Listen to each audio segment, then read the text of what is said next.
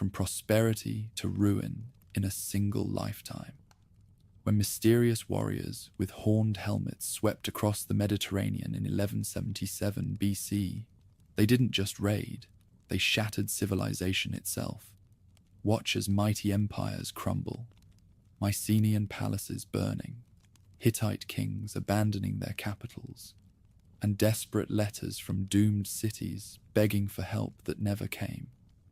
Experience Ramesses III's desperate defense of Egypt against an invasion that included not just warriors, but entire families seeking new homes.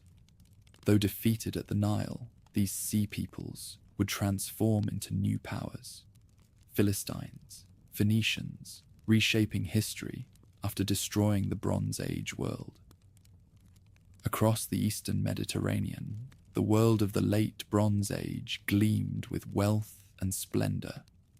Great palaces rose from fertile valleys, temples glimmered with gold, and fleets of merchant ships stitched together kingdoms separated by sea and desert. This was not an age of isolated realms, but of intricate connections. The kings of Egypt, the lords of Anatolia, the warriors of Mycenae, and the merchants of Canaan all bound themselves into a fragile yet glittering system that depended on trust, trade, and power. In the south, the Nile carried the lifeblood of Egypt. Pharaohs presided over vast storehouses filled with grain, linen, and crafted goods. To the east, beyond the deserts of Sinai, lay Canaan, with its bustling city-states, small but vital links in the chain of Mediterranean commerce. Cyprus, rich in copper, stood at the center of maritime exchange. Northward stretched the domains of Ugarit and Byblos, wealthy ports that relayed cargoes between inland empires and the open sea. Farther still loomed the kingdom of the Hittites, whose capital at Hattusa commanded the mountain passes of Anatolia. From Greece to Mesopotamia, caravans and galleys carried the resources of this world. Bronze, the very metal that named the age, depended on the marriage of copper and tin. Copper came in steady streams from the mines of Cyprus, while tin traveled from distant and uncertain lands. Perhaps Afghanistan, perhaps the mountains of Anatolia, perhaps even further west. Without both, swords dulled, plows broke, and armies faltered. So every king kept a wary eye on the trade routes, ensuring that the twin lifebloods of their age reached the palace workshops. Ships sailed laden with more than just metal. Amphorae filled with wine clinked together in dark holds. Jars of oil, fragrant with herbs, stood beside baskets of dried fish. Linen and wool garments traveled beside blocks of ebony and ivory from Africa. Lapis, lazuli, turquoise, and carnelian adorned queens and priestesses in courts from Memphis to Mycenae. Ivory combs, inlaid daggers, and gold goblets testified to the taste for luxury that unified these elites. Even the letters they wrote were part of this web. Clay tablets carried across borders in diplomatic packets, sealed with royal names and filled with promises of friendship. Marriage, too, bound these realms together. Pharaohs took foreign princesses as wives, and daughters of Egyptian kings were dispatched to Hittite courts. These dynastic unions stitched political alliances into the very fabric of family. When disputes arose, they were as likely to be argued in letters dripping with royal courtesy as on the battlefield. The Amarna tablets, discovered centuries later, preserved the voices of kings calling each other brother and sending lavish gifts of gold, horses, and ivory as tokens of goodwill. Yet beneath the brilliance of this world lay fragility. Each realm depended not only on its own harvests and mines, but on the steady flow of goods from abroad. A failed crop in Anatolia meant hunger in Canaan. A pirate raid in the Aegean delayed shipments of tin. An earthquake could level a city that supplied vital stores of grain. The very interconnection that sustained prosperity also spread danger. Storms of trouble already brewed at the edges. In the Aegean, migrations unsettled coastlines and islands. Waves of people shifted from one shore to another, pushed by hunger, conflict, or opportunity. Archaeologists later uncovered layers of burned palaces, abandoned settlements, and scattered hordes that spoke of sudden violence and desperate flight. Earthquakes, too, rattled the earth, toppling walls and silencing once bustling harbors. On the Anatolian coasts, restless seafarers appeared in Egyptian records, raiders whose origins were uncertain, but whose impact was unmistakable. They struck suddenly, plundering cargoes and vanishing into the waves. In time, these wandering bands would be remembered as the first shadows of the peoples who would bring empires crashing down. For now, they were whispers in the wind, warnings that not all was secure in this shining world. Still, kings clung to the old patterns. Supplicants from Canaan bowed before Pharaoh in gilded halls, pledging loyalty in exchange for Egyptian troops. Hittite chariots rumbled across the plains of Syria to secure tribute. Mycenaean warlords carved their strength into stone citadels, filling storerooms with jars of oil and wine destined for trade. Every power seemed unshakable, every empire eternal. Yet the system was stretched taut, like a ship's rigging, straining against rising winds. Among ordinary people, life reflected both the reach of empire and the vulnerabilities of the age. Farmers in Canaan delivered grain not only to their local lords, but to Egyptian garrisons stationed along the coast. Shepherds in Cyprus bartered wool for imported luxuries from the east. Fishermen in Ugarit pulled nets heavy with sardines, while merchants bargained over amphorae of Levantine wine. Their world was rich but dependent, always subject to the needs and wars of kings far away. Diplomacy offered some protection. Treaties etched into stone or baked into clay declared boundaries, tributes, and mutual defense.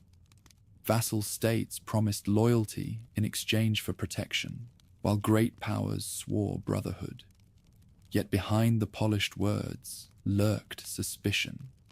Pharaohs measured every tribute from their Canaanite lords to ensure obedience. Hittite kings monitored the loyalty of Western Anatolia with constant patrols. Mycenaean rulers, though often excluded from the great brotherhood of Near Eastern kings, projected their presence through trade and warfare, making themselves impossible to ignore. As the 13th century BC approached, pressure intensified. Grain became harder to secure in Anatolia, while in Greece, some palaces struggled with unrest. Droughts, hinted at by later scientific studies of tree rings and sediments, may have weakened harvests across the region. When food grew scarce, debts piled up, and when debts mounted, peasants rebelled or fled. This instability often showed itself first at the fringes: small-scale migrations, new bands of warriors, traders who doubled as pirates. And so, while the great courts of Memphis, Hattusa, Mycenae, and Ugarit still glittered with gold and echoed with music, their world balanced on a knife's edge. No single collapse had yet occurred, no empire yet destroyed, but the signs multiplied. Raiders pressed closer to the coasts. Earthquakes left cracks in palace walls. Letters grew more desperate, demanding grain or soldiers from allies. The stage was set. A world of splendor stretched across the Mediterranean, its powers interlocked in webs of trade, diplomacy, and ambition. But just beyond the horizon, unseen forces gathered. Wanderers from unknown shores, restless seafarers, and displaced peoples would soon converge. When they did, the fragile balance of the late Bronze Age would shatter, and the sea peoples, the empire breakers, would step onto the stage of history. Long before their armies clashed with Egypt, the people later called the Sea Peoples lived as shadows in legend and whispers in foreign records. Where they came from remains one of history's most enduring riddles. Scholars, even today, debate whether they first rose from the islands of the Aegean, from the rugged coasts of Anatolia, or even from the distant shores of Sardinia and Italy. In the centuries before their great invasion, hints of their movements flickered across the Mediterranean like sparks before a storm. One clue lies in the names preserved by Egyptian scribes. Among them were the Shurden, Shekelesh, Luca, Peliset, Jeka, and Denyen. Each carried echoes of languages and lands scattered across the sea. Some sound strikingly similar to groups remembered in later ages. The Luca resemble the Lycians of Anatolia. The Danaan call to mind the Danaans of Homer's epic verse, while the Peliset may be ancestors of the Philistines who appear in biblical traditions. Though the exact connections remain elusive, these names suggest a patchwork of tribes and clans bound less by a single homeland than by a shared life upon the water. The ruins themselves speak to this. Across the Aegean, the mighty palaces that once dominated Greece began to show signs of strain. At sites like Mycenae, Tiryns, and Thebes, layers of ash reveal fires that consumed storerooms and halls. Abandoned homes, hastily buried hoards of weapons, and toppled walls hint at turmoil. Some disasters may have sprung from earthquakes, others from rebellion or foreign attack. Whatever the cause, by the 13th century BC, many communities in the region were restless, and displaced peoples began to drift outward across the seas. This period of upheaval echoes strangely in later Greek myth. After the fall of Troy, Homer tells of wandering heroes who could not return home. Odysseus drifted from island to island, encountering strange peoples and hostile shores. Menelaus journeyed to distant Egypt before regaining Sparta. Such tales, though written down centuries later, may preserve faint memories of real movements, bands of displaced warriors, cut loose from their homelands, forced to carve out new lives wherever the wind carried them. Meanwhile, Egyptian texts add their own pieces to the puzzle. As early as the reign of Pharaoh Amenhotep III, records mention foreigners serving as mercenaries in his armies. Shurden warriors, once feared as raiders, appear in Egyptian reliefs not only as enemies, but also as guards in the pharaoh's own household. Their horned helmets and round shields made them distinctive figures, recognizable even in stone carvings. The transformation from pirate to bodyguard reveals both the danger and the skill of these peoples. Men who could threaten the Nile Delta one year and defend the throne the next. In western Anatolia, the Luca grew infamous for piracy. Coastal settlements endured constant raids, and Hittite letters speak of the difficulty of keeping them under control. Despite repeated campaigns, the central power in Hattusa struggled to maintain order along its western frontier. The persistence of such unrest created fertile ground for migration, as restless warriors looked beyond their homelands for wealth and survival. Italy and Sardinia also play a role in these mysteries.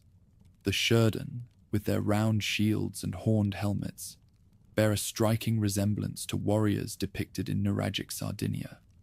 Archaeologists have uncovered stone towers, known as nuraghe, that dot the island's hills, fortresses that suggest a culture accustomed to both defense and seaborne rivalry. The Shekelesh, too, may trace connections to Sicily, where warrior traditions and coastal fortifications flourished in this same era. Though conclusive proof remains out of reach, the similarities fuel the idea that Western Mediterranean groups joined the great wave that later struck the East. What unites all these scattered threads is movement. Whether from the Aegean, Anatolia, or further west, families and fighters were on the move. Some were driven by famine, others by conquest, others still by opportunity. To men who had lost their fields, plunder across the sea promised survival. To younger sons denied inheritance, the sword and ship offered a new beginning. To exiles and mercenaries, allegiance shifted easily. Today a pirate, tomorrow a guard in the pharaoh's court. These migrations did not happen in isolation. As raiders pushed outward, they encountered the established powers of the late Bronze Age. The Egyptians saw them first as threats, then as useful warriors. The Hittites struggled to suppress them, but also employed them when necessity demanded. The city-states of Canaan, caught between empires, likely felt their presence in raids upon coastal trade. Step by step, these wandering groups became entwined with the very powers they would later help to destroy. Among ordinary people, the rumors of such wanderers carried both fear and fascination. Farmers in Cyprus heard of foreign ships that swept into harbors without warning. Merchants in Ugarit worried about cargoes lost at sea. Egyptian villagers watched strange warriors paraded through the streets. Prisoners 1 year, soldiers the next. Over time, the memory of these encounters grew into legend, stories told around fires of men from far-off lands who could appear like a storm and vanish just as swiftly. Thus, by the middle of the 13th century BC, the ingredients of catastrophe were already present. Displaced populations roamed the seas, palaces in the Aegean lay in ruins. Anatolia's frontiers trembled, and Egypt had already begun to taste both the threat and the service of these strangers. Myths spoke of wandering heroes. Inscriptions recorded pirate raids, and archaeology preserved the ashes of destroyed towns. The precise homeland of the Sea Peoples may never be fixed to one place, for they were not born of a single soil. They were the children of upheaval, forged in the collapse of palaces, the hunger of failed harvests, and the ambition of restless warlords. Their ships carried not just goods, but entire communities, families, warriors, and chieftains bound together by necessity. When they first appeared in force, they were not yet the coalition remembered in Egyptian reliefs. They were fragments of many worlds, Greek, Anatolian, Sardinian, Sicilian, drawn together by fate and survival. Their origins lay in scattered lands, but their destiny would be shared, to challenge the greatest empires of their age, and forever change the map of the ancient Mediterranean. The glittering network of the late Bronze Age had not yet collapsed, but cracks had begun to spread across its foundations. As the 13th century BC opened, whispers of wandering raiders hardened into real encounters. Along the Nile Delta, on the coasts of Anatolia, and across the islands of the Aegean, new figures appeared. Restless seafarers who plundered, traded, and offered their swords to whichever king paid best. They were still only fragments of what would later be called the Sea Peoples, but their presence was already enough to unsettle empires. Egyptian records from this era describe these strangers with striking clarity. The Sherdon, among the earliest named, were remembered first as pirates. They swooped upon merchant convoys with speed and precision, leaving chaos in their wake. Reliefs carved into temple walls show them with horned helmets, round shields, and long swords, distinctive enough that even centuries later their image stood out. For all their ferocity, the pharaohs soon found it wiser to employ them rather than destroy them. Captured Sherdon were settled in Egypt, some serving as personal bodyguards to the king himself. To see once dreaded raiders guarding the throne illustrated both the danger they posed and the value they offered.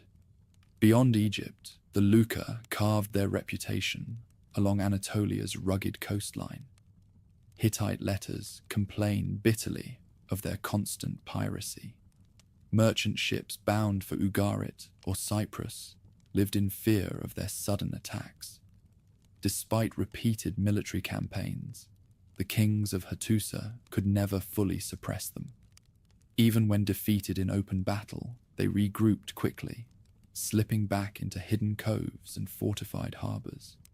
Their raids disrupted not only commerce, but also diplomacy, for every lost shipment meant broken promises and strained alliances. This growing unrest was tied closely to the weakening of older powers. Mycenaean Greece, once a steady partner in trade, began to show signs of decline. Some of its palaces suffered fire, others rebellion, leaving gaps in the maritime routes they once controlled. These disruptions created opportunity for the wandering raiders. Ships that once carried wine and oil under royal seal now sailed unprotected, tempting prizes for those skilled enough to take them. Pharaohs responded with both force and pragmatism. Military campaigns struck against pirate bands when they grew too bold, but at the same time, mercenaries were hired into the very armies that fought them. It was a dangerous gamble. By granting them service, Egypt gained soldiers who fought with courage and skill. Yet the risk remained that loyalty bought with gold could vanish if another lord offered more. Still, necessity drove the kings to accept the bargain. The frontiers of empire stretched too far, the threats too numerous, to ignore the chance of turning raiders into allies. The dual nature of these foreigners, enemies in one season, protectors in the next, made them both feared and respected. Egyptian villagers must have watched with awe and unease as Sheridan marched through temple precincts, no longer in chains, but in gleaming armor beside the pharaoh. In Anatolia, merchants cursed the Luca as pirates, even as some rulers courted them with offers of land or silver. This ambiguity defined the age. The same men who plundered could also be trusted with the defense of a throne. As the raiders grew more prominent, the Mediterranean itself seemed to change character. What had once been a web of secure routes now felt uncertain. Captains sailed with heavier guards, and ports built watchtowers along their shores. Farmers in coastal valleys heard rumors of strange ships appearing on the horizon. At night, fires from raids flickered across the water, reminders that danger was never far away. Yet not all encounters were violent. Some wandering bands offered themselves directly as mercenaries, selling their skills without first drawing blood. In this way, they slipped into the armies of Egypt, the Hittite Empire, and even the city-states of Canaan. They learned the tactics of chariot warfare, the rhythms of Egyptian drill, and the complexities of siegecraft. In doing so, they became more dangerous still.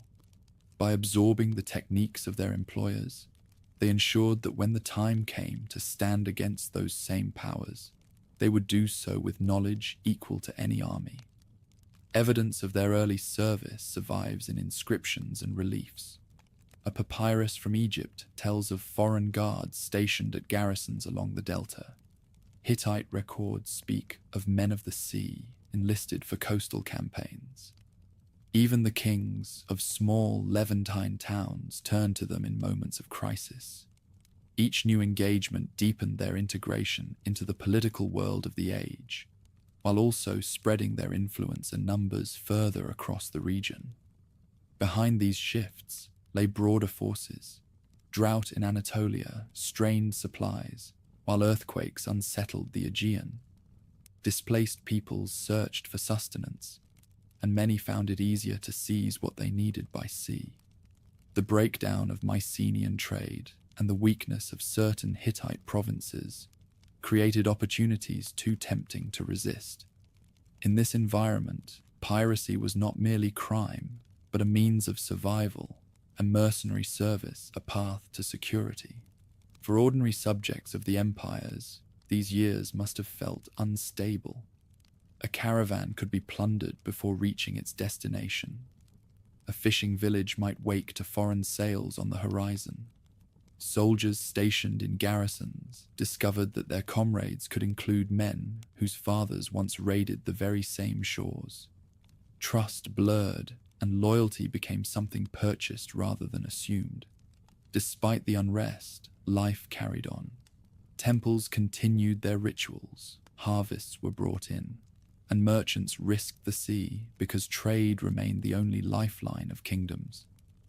Yet beneath the daily routine ran a current of unease. Everyone knew that the seas were no longer safe, that foreign warriors lurked beyond the horizon. As the decades passed, the raiders became more organized. Bands that once acted alone began to form coalitions. Shared experiences in mercenary service gave them common tactics, while intermarriage and migration blended their peoples.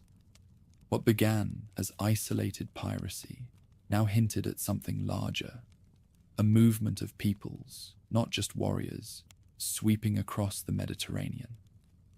The storm had not yet broken. Egypt still held its wealth, the Hittites their empire, and the palaces of the Aegean still stood in stone. But the presence of the raiders marked a shift. No longer mere shadows, they were a force to be reckoned with. Pharaohs and kings could not dismiss them, for they were both threat and necessity. By the early 12th century BC, these groups had become entwined with the fate of every empire in the region. Their raids weakened trade, their service altered armies, and their migrations destabilized borders. Though not yet united, they were the seeds of the great invasion to come. The storm clouds had gathered. What began as scattered piracy and mercenary service would soon swell into waves of destruction that no empire could withstand. Stone citadels crowned the hills of Greece in the 13th century BC. Massive walls of Mycenae, Pylos, and Tiryns spoke of power and permanence, their gates decorated with lions and their storerooms brimming with oil, wine, and precious metals. Within these fortresses, rulers held sway over vast territories, commanding chariots, scribes, and artisans. For generations they had prospered, linking their palaces into the great exchange system that bound Egypt, Anatolia, and the Levant. Yet in little more than a single lifetime, this shining world would vanish. The signs of collapse first appeared in destruction. Across the ruins, layers of ash and broken stone told the same story of destruction. At Pylos, once a thriving seat of administration, fire consumed entire archives of clay tablets. Scribes had pressed lists of rations and inventories into the wet clay, only hours before flames engulfed the building, preserving a final snapshot of a system unraveling. At Tiryns and Mycenae itself, walls were breached, halls toppled, and treasures scattered. Some sites show evidence of earthquake damage, others of invasion, and still others of internal revolt. Linear B, the script used to record the workings of palace bureaucracy, fell silent with this destruction. For centuries, scribes had documented shipments of grain, allocations of bronze, and offerings to the gods. When their tablets ceased, the centralized economy they managed collapsed with them. Without the palaces to collect surplus and direct labor, the intricate web of Mycenaean society fractured. Farmers returned to subsistence, artisans lost patrons, and warriors without leaders sought fortune elsewhere. The collapse of these citadels created not only ruin, but also waves of displacement. Families fled the burning palaces, carrying what they could. Warriors, stripped of service to kings who no longer ruled, banded together in search of new lands. Some settled in smaller fortified villages, but many turned their eyes across the sea. Ships became lifelines for survival, carrying both refugees and ambitious chieftains. From these wanderers came new movements that rippled outward, joining the wider currents of upheaval already stirring the Mediterranean. Echoes of this turmoil found their way into legend. Centuries later, Greek poets would sing of a great war at Troy, where kings and heroes fought for glory and survival.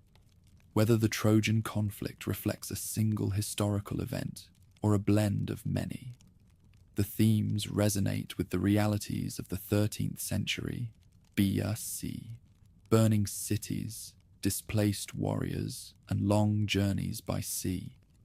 The Odyssey's tale of a hero adrift mirrors the fate of countless men and women forced from their homes by disaster. In myth, as in history, the collapse of the palaces unleashed both tragedy and wandering. The loss of Mycenaean stability also destabilized neighboring regions. Trade routes that once carried olive oil and wine eastward grew unreliable. Egypt and the Hittites, dependent on these goods, felt the shock. Merchants in Cyprus and the Levant found their regular partners gone, forcing them to seek new suppliers or confront empty harbors. Even small disruptions reverberated across the interconnected Bronze Age system, multiplying the strain on already fragile powers. For the Mycenaeans themselves, the collapse was total. Once proud citadels became ruins inhabited only by squatters. Grand Tholos tombs, where kings had been buried with gold masks and weapons, stood empty or looted. Skills once cultivated in palace workshops, fine fresco painting, advanced metalwork, precise record keeping, diminished or disappeared. The knowledge of writing itself faded from memory, plunging Greece into centuries of silence until a new alphabet would later emerge. Not all the survivors lingered among the ruins. Some steered their ships across the waters to Crete, Cyprus, and the Levant.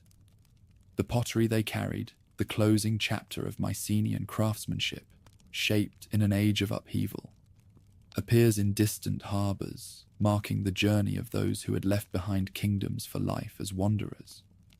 These displaced communities carried their culture with them.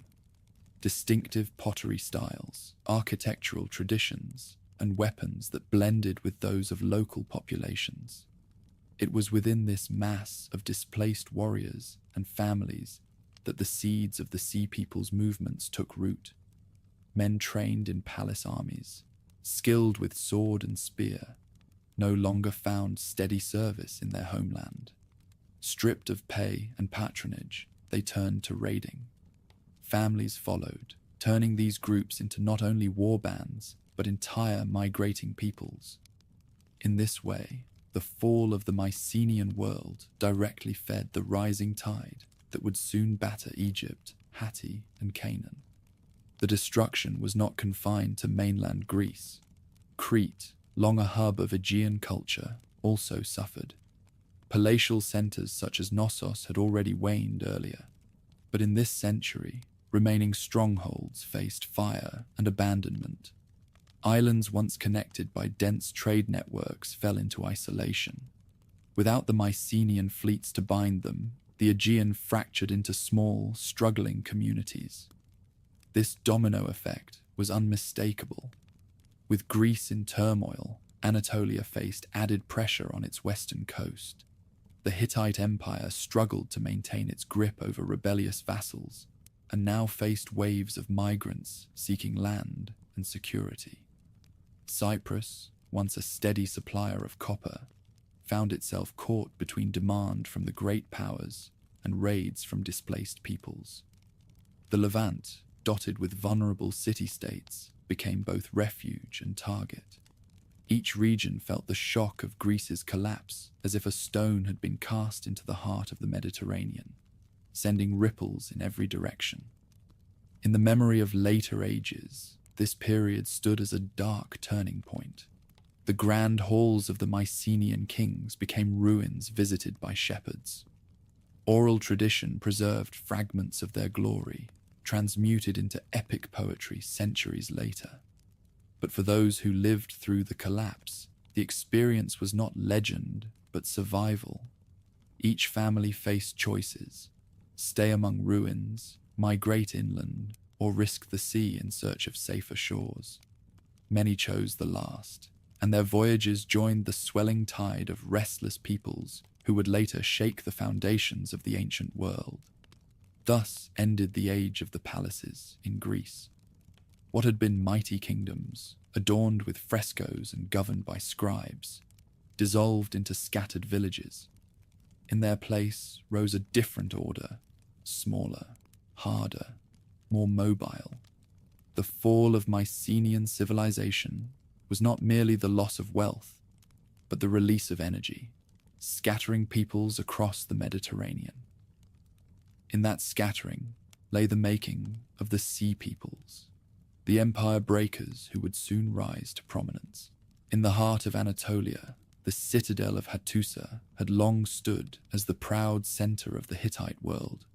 Its walls, hewn from stone and timber, climbed steep hillsides, enclosing temples, palaces, and storehouses. From this fortress, kings had ruled for centuries, their authority stretching across mountains, rivers, and fertile plains.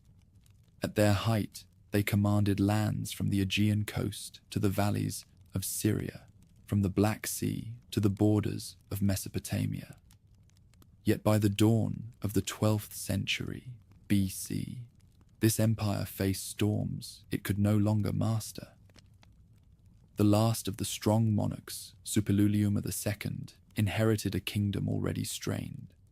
Letters from his reign reveal constant troubles, vassals wavering in loyalty, crops failing in crucial provinces, and foreign raiders pressing on every frontier. His armies still marched, but the ground beneath them was fragile. Victories in battle did not restore grain to empty granaries or rebuild burned-out towns. Coastal regions proved especially vulnerable. The Luca, already notorious for piracy, grew bolder. Bands of Sheridan and other sea raiders joined them, striking harbors from western Anatolia to Cyprus. Naval engagements flared as Hittite fleets sought to defend supply routes. Reliefs and texts describe desperate clashes at sea, ships ramming one another, warriors leaping across decks with sword and shield. For a kingdom accustomed to land battles fought with chariots on open plains, these maritime conflicts proved costly and unfamiliar. While the navy struggled, inland provinces suffered their own miseries. Droughts reduced harvests, and caravans from Syria failed to arrive. Clay tablets preserved in the ruins of Ugarit, a Hittite ally, plead for grain. One desperate letter, never sent because the city fell before messengers could depart, cried out for immediate shipments of food. Such pleas reveal the thin line between survival and collapse. In the west, rebellion flared. Tarhuntasa, a rival Hittite center once loyal to the crown, broke away under pressure from foreign raids and local dissent. This loss not only weakened imperial control, but also fractured the very identity of the Hittite state. Where once unity had been imposed by kings and treaties, now local lords looked to their own defense, abandoning the broader system. The empire's diplomatic reach also shrank. Egypt, once a cautious partner, now faced its own troubles and could no longer offer aid. The fading Mycenaean world, once both rival and ally, had collapsed into ruin. To the east, Assyria rose in power, pressing into territories once held by Hatti. Surrounded on all sides, the empire that had dominated Anatolia for centuries now seemed an island beset by storms. Life within Hattusa itself mirrored the empire's decline. Excavations reveal hurried attempts at rebuilding walls, the stockpiling of supplies, and the construction of makeshift fortifications. Temples that once received lavish offerings stood less adorned. Administrative records dwindled, suggesting that the bureaucracy itself faltered. Citizens must have felt the strain daily. Shortages of food, uncertainty about defense, and rumors of enemies gathering at the gates. Still, Suppiluliuma II fought on. He launched campaigns against coastal raiders, won victories, and claimed success in inscriptions. His determination reflected the resilience of a dynasty that had weathered many storms before. But even victories proved hollow. For every defeat of one band of raiders was followed by the rise of another. The waves of displaced peoples, swelling from the Aegean and beyond, could not be stopped by force alone. The empire's reliance on long supply lines made it especially vulnerable. Armies in Syria depended on grain shipped from Anatolia, but when harvests failed and coasts grew dangerous, soldiers starved. Garrisons mutinied or abandoned their posts. Towns once guarded by imperial troops found themselves defenseless. One by one, Hittite strongholds in the south and west fell silent, consumed by fire or simply abandoned. When Hattusa finally succumbed, it did so amid silence. No dramatic record survives of its fall, no triumphant inscription by conquerors. Instead, the land speaks. Burned walls, shattered statues, and deserted streets. The city that had once dominated an empire was left empty, its archives baked into clay by fire, its temples toppled, its royal line extinguished. By 1180 BC, the empire of the Hittites was gone. For the surrounding world, this collapse carried profound consequences. Without Hittite power to guard Anatolia and Syria, raiders moved freely. The balance of power in the eastern Mediterranean shifted dramatically. Assyria pressed further west, while Egyptian influence in the Levant grew more precarious. The trade routes that once passed safely through Anatolia and northern Syria now lay exposed to attack, cutting another thread from the fabric of the late Bronze Age system. Ordinary people bore the weight of these events most heavily. Farmers abandoned fertile valleys when armies no longer defended them. Refugees streamed towards safer lands, joining the swelling tide of migrants that carried both desperation and ambition. Some of these displaced families merged with the very raiders who haunted the seas, providing numbers and supplies for their ventures. In this way, the fall of the Hittites not only marked the end of an empire, but also added fuel to the larger movement that would culminate in the Sea People's Great Assault. Memory of Hatti faded swiftly. Later Assyrian and biblical texts scarcely recalled its former might. What had once been one of the great powers of the Bronze Age became a whisper, its ruins scattered among Anatolian hills. Yet for those who lived through the empire's last years, the reality was stark. Famine, flight, and ruin. The destruction of Hattusa did not mark the end of catastrophe. To the south, the wealthy port of Ugarit soon faced its own doom, struck down by the same forces that had harried the Hittites. There, in the final desperate letters of a king pleading for aid, the collapse of an age would be written in clay for future generations to read. On the northern coast of Syria, where fertile valleys met the open sea, lay the city of Ugarit. Its harbors bustled with trade. Its markets overflowed with goods from every corner of the Mediterranean. Merchants of Cyprus docked ships heavy with copper. Caravans from Mesopotamia brought fine textiles, and Egyptian envoys arrived with papyrus and gold. For centuries, Ugarit had thrived as an intermediary, its scribes fluent in multiple languages, its kings balancing diplomacy with powerful neighbors. Yet in the final years of the 13th century BC, the city stood at the edge of ruin. The evidence of its last days survives in haunting detail.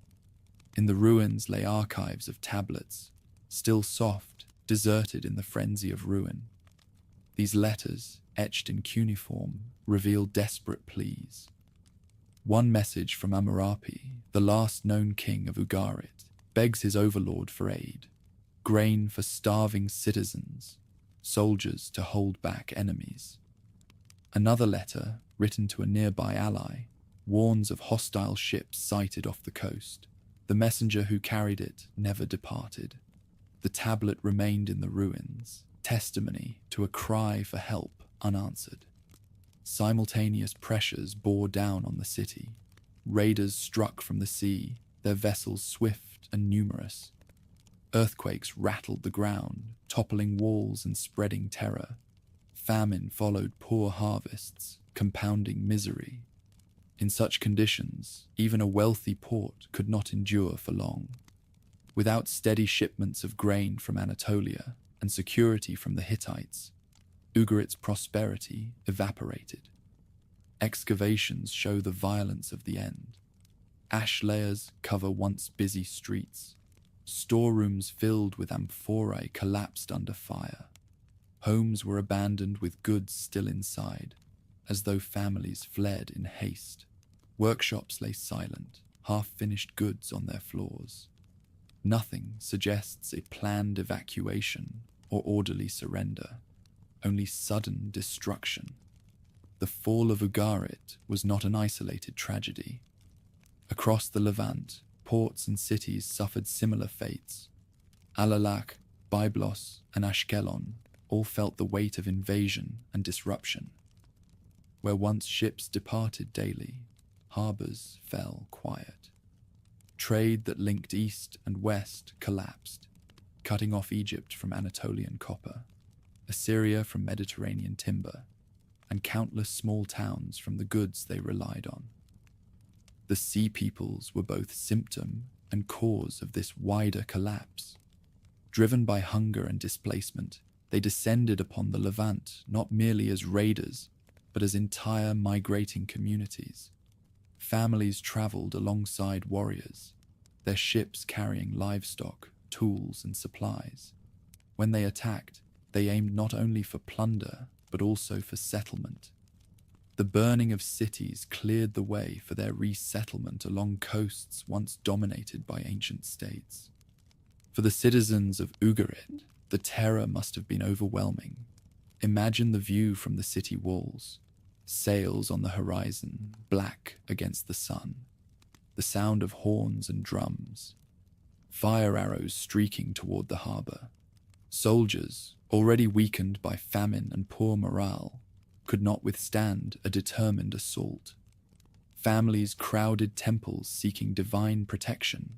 Scribes scratched final tablets of warning, and merchants tried to hide their wealth. When the walls fell, the city's long history ended in fire. In the aftermath, silence spread across the northern Levant. Without Ugarit, the entire balance of Mediterranean trade shifted. Copper from Cyprus no longer flowed eastward with ease. Egyptian shipments to Syria dwindled, cutting ties that had lasted centuries. Assyrian merchants, long dependent on Syrian ports, found themselves stranded inland.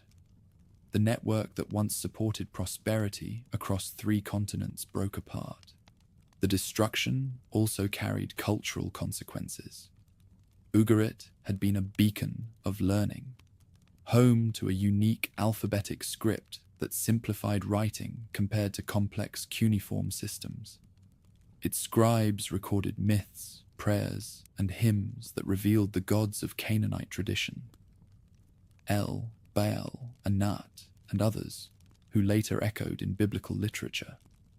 With the city's fall, this tradition nearly vanished, preserved only in buried archives that lay undiscovered until modern times. Beyond the walls, displaced survivors joined the tide of migrants sweeping south. Some may have been absorbed into the wandering bands that Egypt later fought.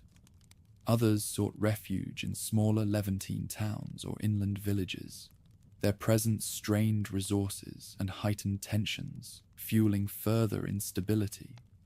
For Egypt, the collapse of Ugarit sounded an alarm. Pharaohs depended on the Levantine ports to secure their northern frontier and provide timber for shipbuilding. With those cities gone, Egypt stood exposed to the very raiders who had destroyed them. The desperate letters of Hammurabi, though unanswered in their own time, foreshadowed the storms that would soon crash directly upon the Nile Delta. From the perspective of the wider world, Ugarit's destruction marked the end of an era. The late Bronze Age had been defined by interconnectedness, trade, diplomacy, and the flow of goods and ideas across great distances. When one city fell, others could adapt. But when Ugarit and its neighbors collapsed in quick succession, the system itself crumbled. No single kingdom possessed the strength to rebuild it, and those who might have tried, the Hittites, Egypt, or Mycenaean Greece, were themselves beset by crisis. The ruins of Ugarit remain eloquent in their silence. Streets once alive with merchants and scribes lie buried under layers of ash. In storerooms, jars still stand where they fell, never touched again by human hands. The clay tablets, frozen mid-sentence, preserve the voices of a city at the very moment of its death. Few other sites from antiquity capture so vividly the collapse of an age. And yet, Ugarit's end was not unique. The story repeated itself along the Levantine coast. Sudden attacks, fires, abandonment, and the reshaping of entire societies. From this devastation emerged new peoples and new powers. The sea peoples, settling in the ruins, became part of the Iron Age world that would follow. Phoenician traders, rising from surviving towns, would soon dominate maritime commerce. Israelite tribes, Philistine settlers, and Aramean migrants would carve their places from the wreckage. The destruction of Ugarit stands, therefore, as both an ending and a beginning. It marked the death of a cosmopolitan city whose merchants once touched every corner of the Mediterranean. But it also signaled the birth of a new order, one forged in fire and migration. The old system, dependent on kings and treaties, was gone. In its place would come a harsher, more fragmented world, yet one brimming with new possibilities. As Egypt looked northward at smoking ruins and refugees flooding south, it could no longer deny the scale of the threat. The sea peoples had grown beyond piracy, beyond mercenary service. They were a force of migration, war, and settlement. Their next target would not be a port or ally, but the empire of the pharaohs themselves. When Ramesses II rose to Egypt's throne, the empire still stood as a colossus astride the eastern Mediterranean. His reign would stretch more than 6 decades, long enough to earn him the title the Great. Temples of stone bore his image in colossal form.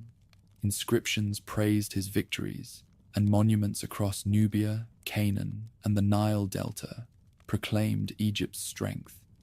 Yet beneath the glory of his achievements lay growing challenges, and among them appeared the first recorded clashes with the wandering seafarers who would later be known as the Sea Peoples. The Delta, fertile and crisscrossed with rivers and marshes, was both Egypt's breadbasket and its front line. Here, foreign ships often ventured too close, threatening trade and stability. Among them were the Sheridan, who would become infamous in Egyptian records. At first, they appeared as raiders, their swift vessels cutting through the Mediterranean waves to plunder coastal towns and intercept merchant convoys. Egyptian scribes described them as fierce warriors, armed with round shields and horned helmets, their long swords flashing in battle. One of Ramesses's early campaigns brought them to public notice. Reliefs carved into temple walls at Karnak and other sites show naval clashes in which Egyptian ships, powered by rowers, rammed into enemy craft. Arrows rained down, while warriors leapt across decks, swords drawn. Captured Sheridan were paraded before the pharaoh, bound and disarmed, yet still depicted as formidable opponents. To have their likeness carved into stone was both a record of triumph and a recognition of their growing menace. Yet Rameses proved pragmatic. Rather than simply slaughtering his captives, he turned some into allies. Sherdan warriors, once enemies on the sea, soon served as bodyguards in the pharaoh's own court. Egyptian texts proudly note their incorporation, presenting it as evidence of the king's power to tame and command even the fiercest of foes. For ordinary Egyptians, the sight of these foreigners guarding palaces must have been unsettling. A reminder that the same men who had once burned villages now stood within the heart of royal power. These encounters with the Sherdan reveal both Egypt's strength and its vulnerabilities. On land, Egypt remained dominant. Rameses secured Canaan, fought the Hittites to a standstill at Kadesh, and built temples that proclaimed his might. But at sea, the picture was different. The Nile's warriors were less accustomed to naval warfare, and the rise of organized seaborne raiders posed a new kind of threat. Victory in individual battles did not eliminate the problem, for new ships always appeared on the horizon. Meanwhile, the Hittites pressed from the north. Rameses's famous battle at Kadesh against King Muwatalli showed the limits of Egyptian expansion. Though both sides claimed victory, the confrontation ended in a stalemate. Eventually, Egypt and Hatti forged a peace treaty, sealed with dynastic marriages. Yet even as the great empires balanced one another, the smaller, more elusive threat of the Sea Peoples continued.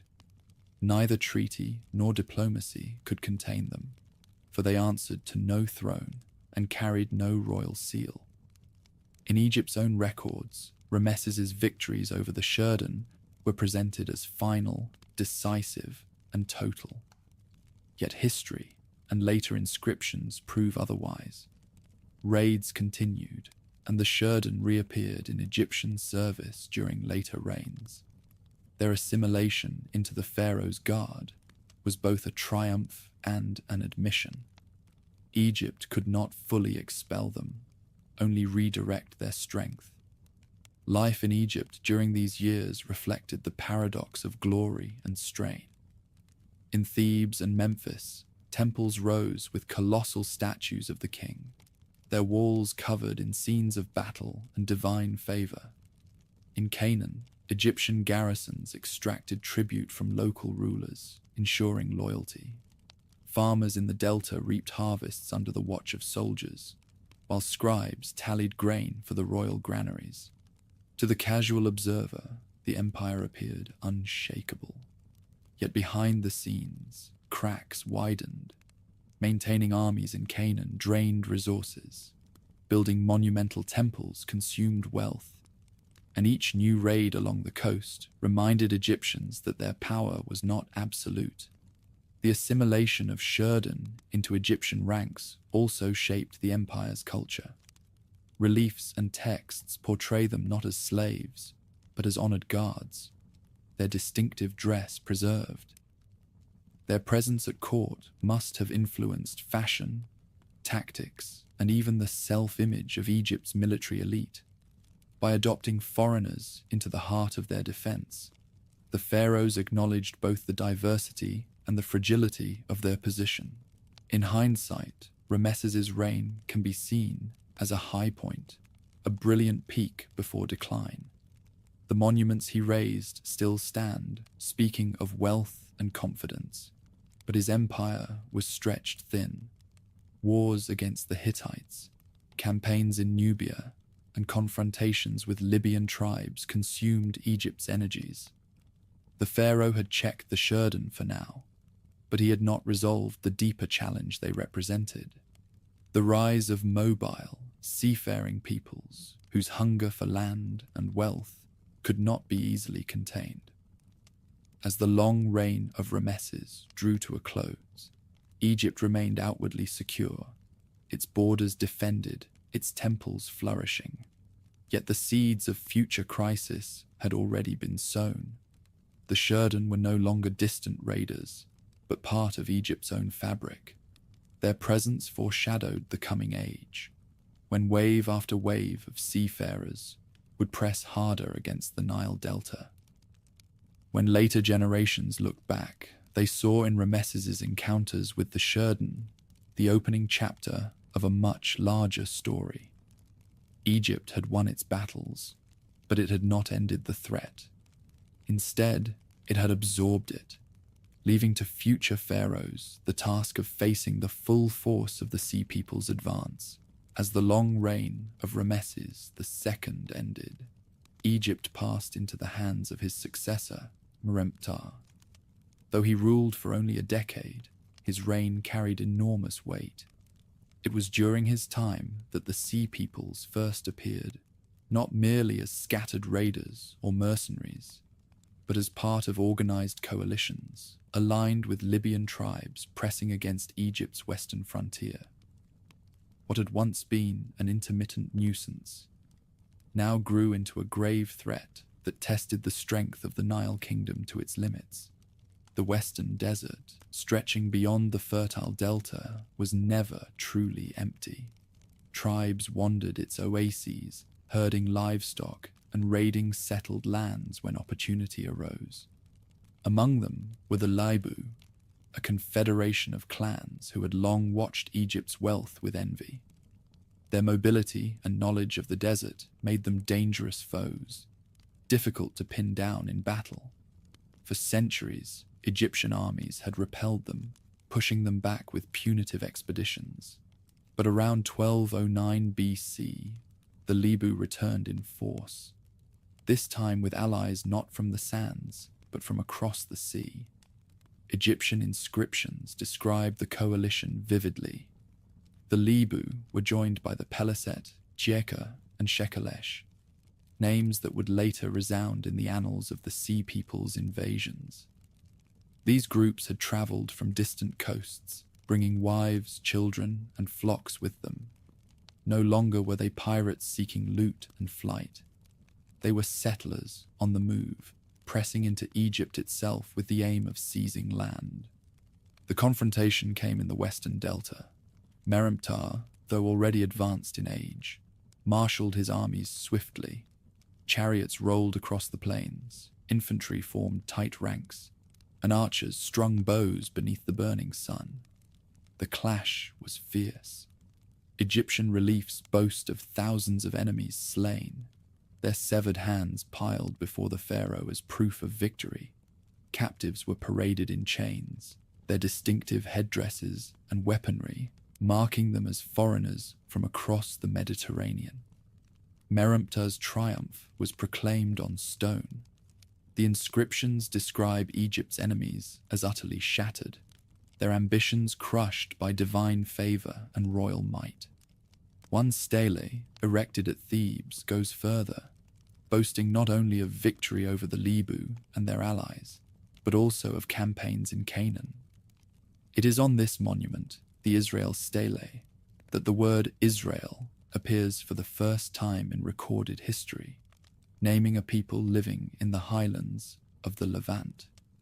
In the same breath that celebrated Egypt's defense, the stele revealed a world in chaos with shifting peoples and rising powers far beyond the delta. Behind the triumphal words, however, lay troubling realities. Egypt had indeed won, but the scale of the invasion revealed how deeply the balance of power had shifted. The Libu and their seafaring allies had not come merely to raid. They brought their families, livestock, and entire communities. Their intent was to settle Egypt's fertile lands, not simply plunder and depart. That they could reach the delta in such numbers at all demonstrated the collapse of the old barriers. The Hittite Empire, which once balanced Egypt's northern frontier, had already fallen silent.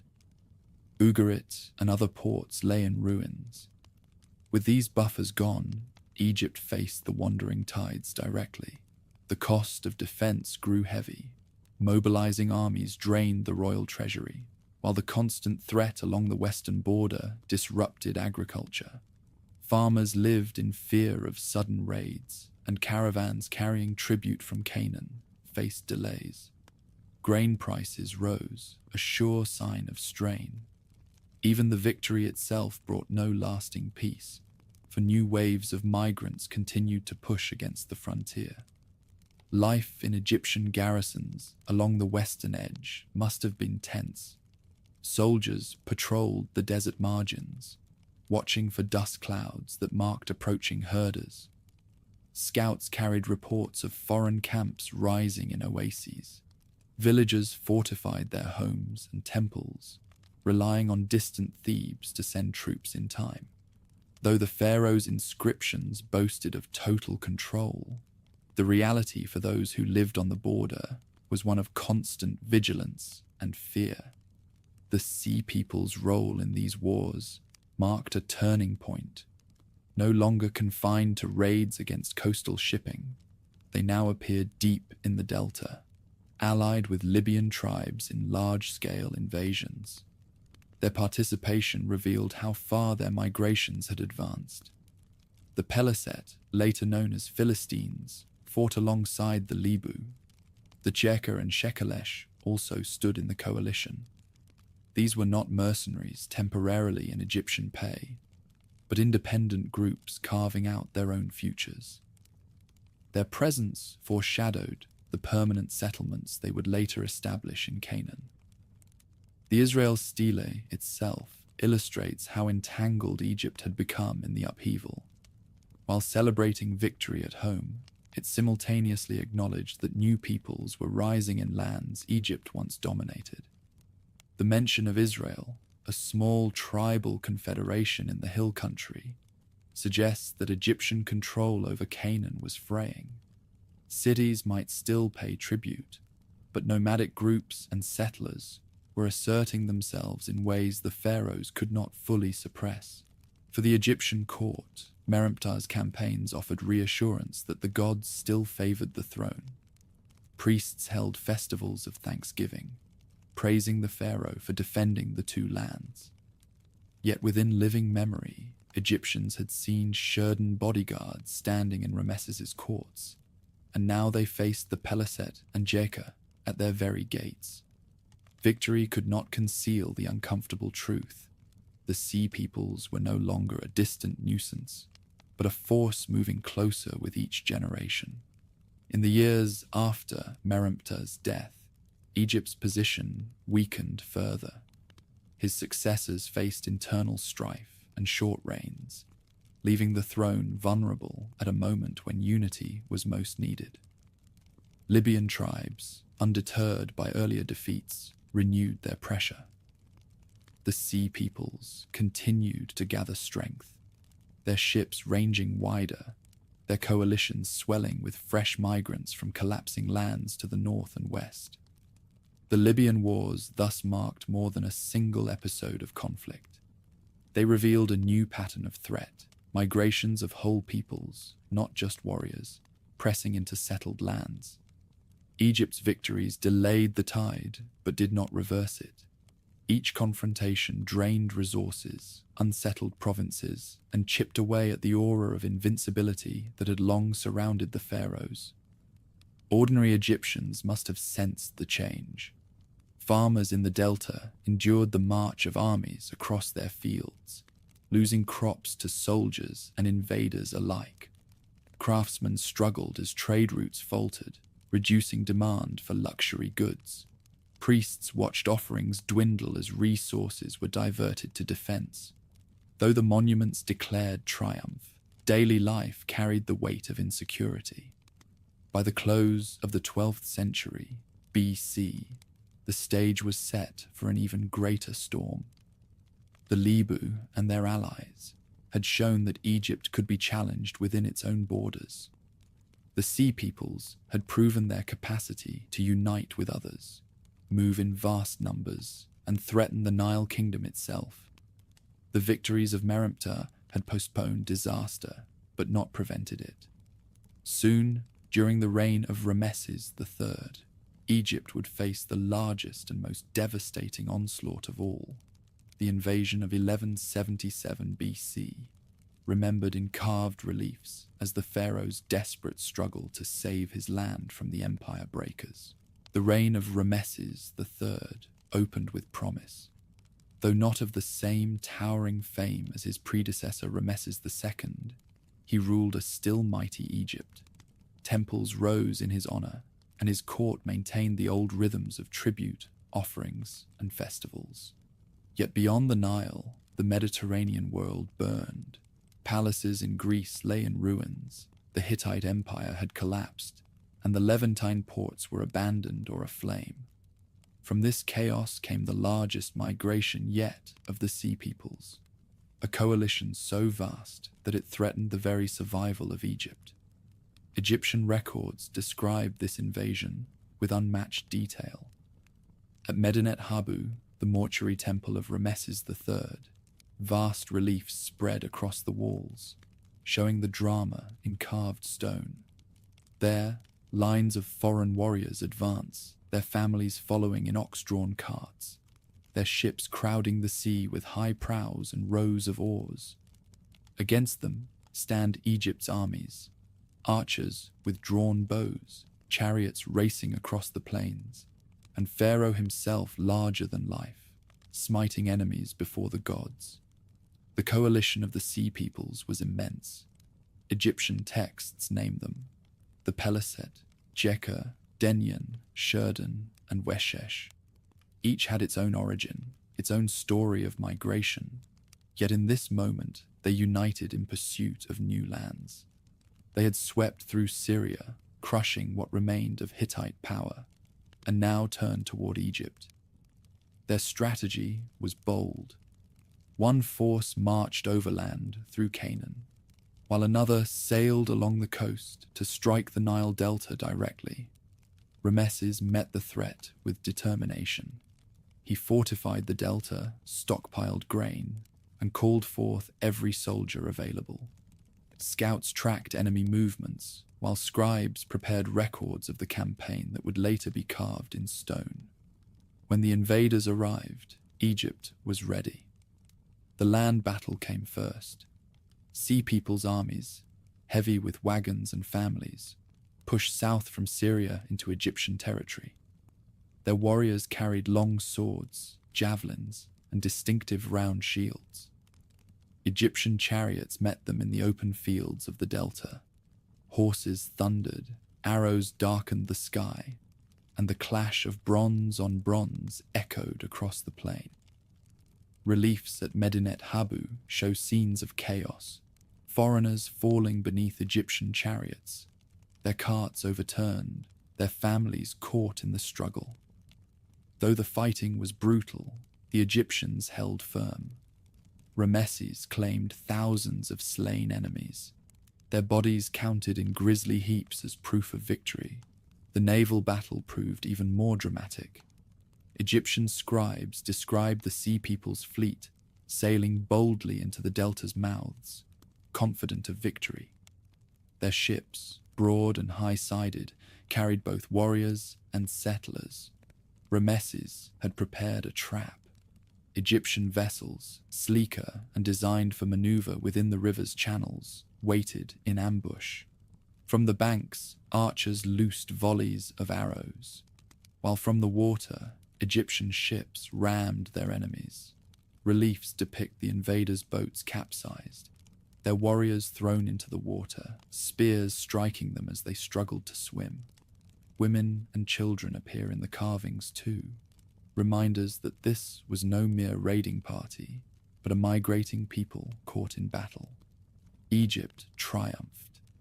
The invaders who survived were captured and settled as prisoners. Their dreams of seizing the Nile Delta dashed. Rameses proclaimed himself the savior of Egypt, the chosen of the gods who had preserved the two lands from annihilation. At Medinet Habu, his inscriptions ring with pride. Those who came to attack my frontier, their seed is not.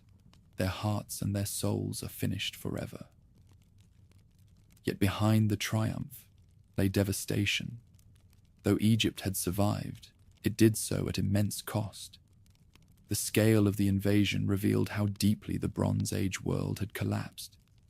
No single kingdom had been able to halt the migrations. Egypt alone had stood in their path. The victory was real, but it was defensive, desperate, and bloody. Far from expanding, Egypt now struggled merely to hold what it had. The people of the Nile Delta bore the scars. Fields were trampled by armies, villages destroyed, and families displaced. Even in victory, the burden fell upon ordinary Egyptians who rebuilt homes, redug canals, and struggled to restore the rhythms of life. Captives from the defeated peoples were resettled in garrisons and colonies, altering the demographics of the Delta and Canaan. These new communities, though under Egyptian control, carried their traditions and identities with them, planting the seeds of future societies that would shape the Iron Age. For Ramesses, the invasion became the defining moment of his reign. He cast himself as the last great defender of Egypt, the pharaoh who had turned back the tide when all other kingdoms had fallen. His temple at Medinet Habu, covered in vivid scenes of battle, served as a monument not only to his personal glory, but also to the turning of an age. Here, carved in stone, is the last great victory of the new kingdom. The catastrophe of 1177 BC reverberated far beyond Egypt. To the north, the Hittite Empire was already gone. To the west, Greece lay in ruins. To the east, the Levant had been reshaped by destruction and migration. Egypt had stood, but it emerged battered, its resources strained, its glory dimmed. The sea peoples had been checked, but they had not vanished. Some were absorbed into Egypt's society, others settled in Canaan, and still others scattered across the Mediterranean. Later generations would look back on this moment as the hinge of history. It marked the end of the interconnected Bronze Age world and the beginning of a harsher, fragmented Iron Age. Egypt's victory preserved its independence, but could not restore the old order. The networks of trade, diplomacy, and empire that had once sustained the Mediterranean were gone, never to return in the same form. Ramesses III stood triumphant, but his triumph was a warning. Even the strongest pharaoh could no longer project power abroad as his ancestors had done. Egypt had defended itself, yet it now turned inward, struggling to recover from the cost of survival. In the silence left by fallen empires, new powers would soon rise. The Philistines in the Levant, the Phoenicians along the coast, and the Israelites in the hill country. The catastrophe of 1177 BC was not only an invasion repelled, it was the death knell of the Bronze Age. The roar of battle faded, but the weight of survival lingered heavily over Egypt. Ramesses III had triumphed at the Delta, preserving his kingdom against the great tide of the sea peoples. Yet victory did not restore the empire's former glory. What followed was not a return to prosperity, but years of strain, hardship, and slow decline. The invaders had been repelled, but the damage they inflicted, combined with the wider collapse of the Bronze Age, left the land of the Nile weakened and vulnerable. Captives from the defeated coalition were not executed en masse. Instead, many were resettled. Some were placed in military colonies within the Delta, tasked with guarding Egypt's borders. Others were dispatched to Canaan, where Egyptian garrisons had long monitored rebellious towns. Here, the newcomers became both soldiers and settlers, a living reminder of the pharaoh's victory, but also a permanent alteration of the region's population. Families who had once followed war bands now tilled fields under Egyptian oversight, their presence marking the beginning of a new cultural landscape in the Levant. For Egyptians, the settlement of these foreigners was a double-edged sword. On one hand, it reinforced control over border regions, providing fresh manpower for defense. On the other, it strained already limited resources. Grain that once filled temples and granaries now had to feed thousands of captives. Land once worked by Egyptian farmers was redistributed to immigrant communities under military administration, in a kingdom already pressed by declining harvests and disrupted trade. The cost was keenly felt. The economy, once fueled by a vast network of Mediterranean exchange, now sputtered. The collapse of Ugarit, the fall of the Hittites, and the ruin of Mycenaean Greece meant fewer foreign luxuries entered Egyptian ports. Bronze production declined as supplies of tin became irregular. Workshops that once crafted weapons and tools in abundance slowed their output. While Egypt retained access to its own gold and grain, the broader prosperity of the New Kingdom era had vanished. This strain became visible in the lives of ordinary workers. At Deir el-Medina, a village of artisans employed to build royal tombs, records preserve the voices of men who endured shortages. They complained of delayed rations, of families left hungry, of payments withheld. At one point, laborers organized what may be the first recorded strike in history, refusing to continue work until they received their due grain. Such unrest, carved onto ostraca and papyri, reveals how deeply the state's resources had been stretched. Corruption compounded the crisis. Officials siphoned goods, delayed deliveries, and enriched themselves while common people suffered. Inscriptions that once boasted of Egypt's abundance now rang hollow against the realities of scarcity. Temples, though still maintained, no longer overflowed with offerings. The grandeur of the New Kingdom lived on in stone, but behind the facades lay fatigue and discontent. The army, too, changed in character. With Sheridan guards already serving in royal courts and new groups of captives integrated into garrisons, Egypt's military became increasingly diverse. Foreign warriors played essential roles in defending the state, yet reliance on outsiders carried risks. Loyalty purchased through settlement and pay was not always secure. Over time, these communities retained elements of their identity, subtly shifting the cultural makeup of the Delta and Canaan. In the Levant, the consequences were profound. Egyptian power there had always rested on fragile foundations: garrisons, vassal treaties, and the prestige of the pharaoh's name. Now, with Egypt weakened, its hold slipped further. Foreign settlers, especially the Peliset and Tjeka, established themselves firmly along the southern coast. Though nominally under Egyptian oversight, their independence grew steadily. The remains reveal pottery styles and building forms that echo influences from the Aegean world and further afield. What began as captive resettlement evolved into the birth of new communities that would one day challenge Egyptian authority directly. Within Egypt itself, the court of Rameses III celebrated his victories in elaborate ceremonies. Festivals proclaimed divine favor, and Medinet Habu's reliefs immortalized the pharaoh as the defender of the two lands.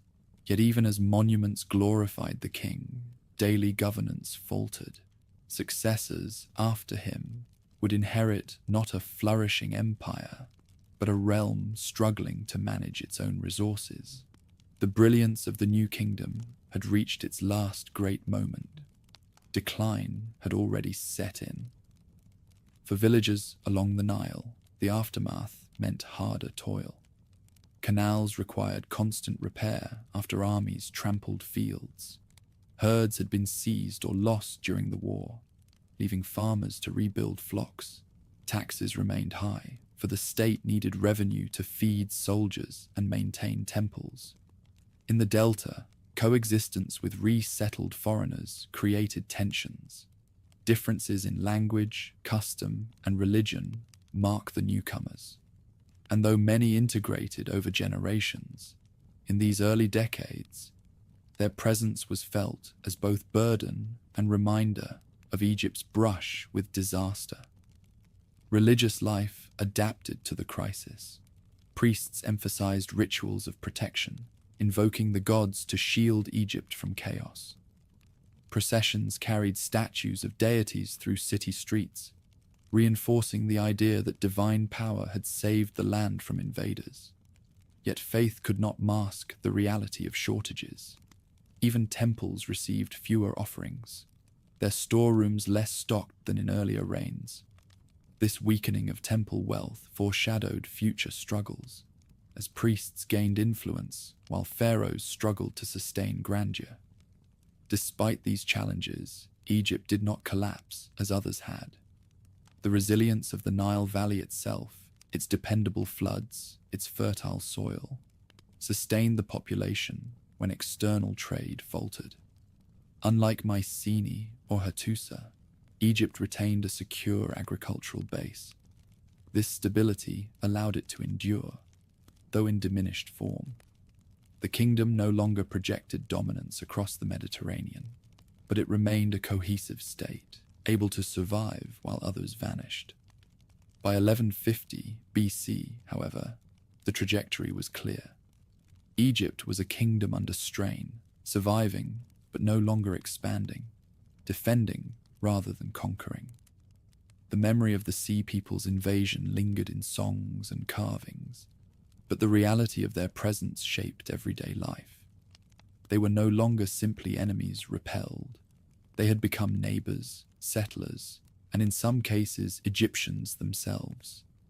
The aftershocks of the catastrophe continued to ripple outward. In the southern Levant, the Peliset grew into the Philistine cities that would dominate the coastal plain. In the delta, foreign soldiers guarded temples and palaces. In the hills of Canaan, Israelite tribes began to consolidate, their rise encouraged by the weakening of Egyptian control. The world that emerged bore little resemblance to the interconnected Bronze Age of centuries past. The aftermath of Ramesses III's victories thus stands as a paradox. Egypt had defeated the greatest invasion of its age, yet the triumph marked the beginning of its long decline. Survival came at the cost of prosperity.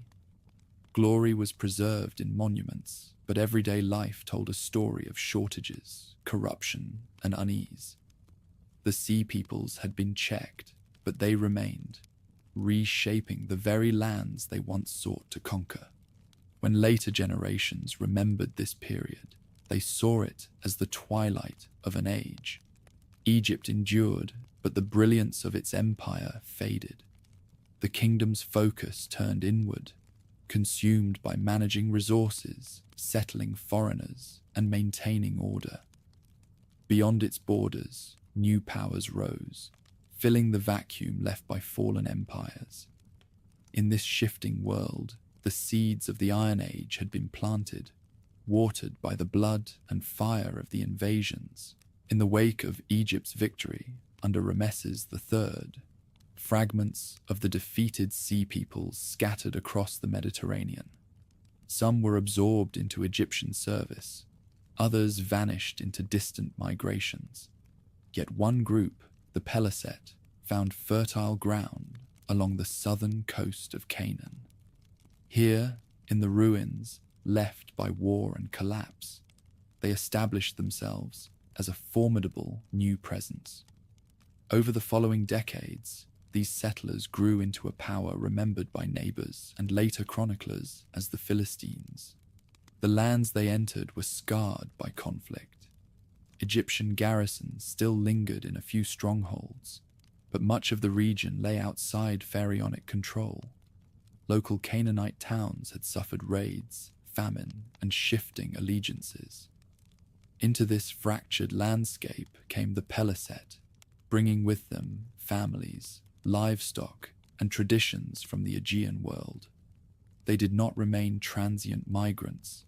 They built houses, cultivated fields, and transformed themselves into a settled society. Their presence runs deep.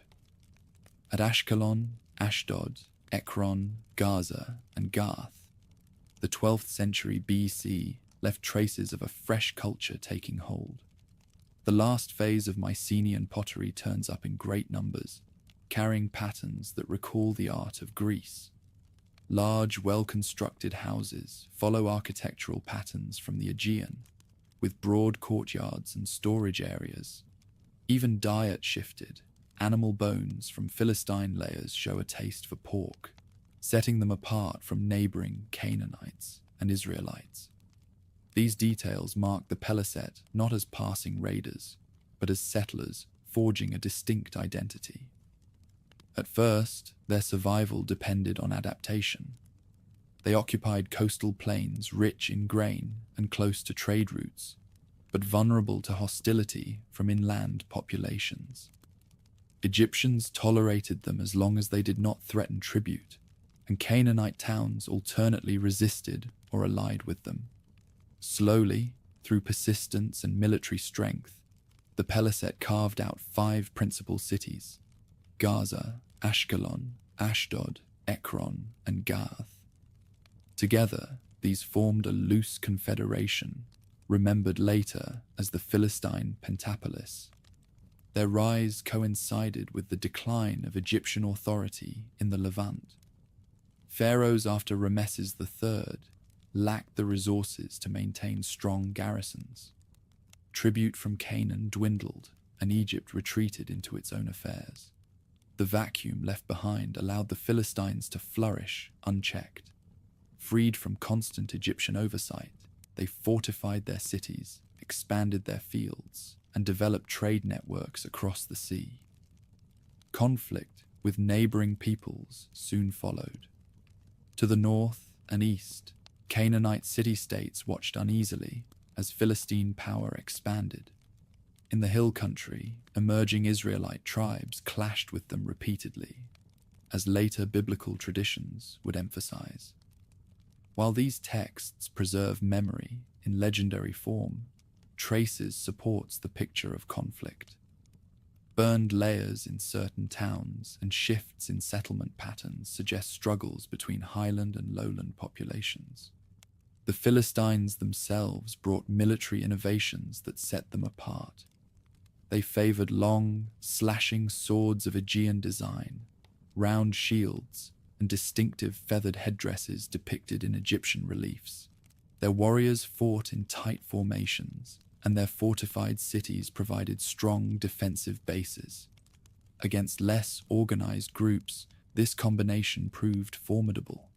Their reputation for strength grew rapidly, ensuring that they were both feared and respected by their neighbors. Trade remained central to their success.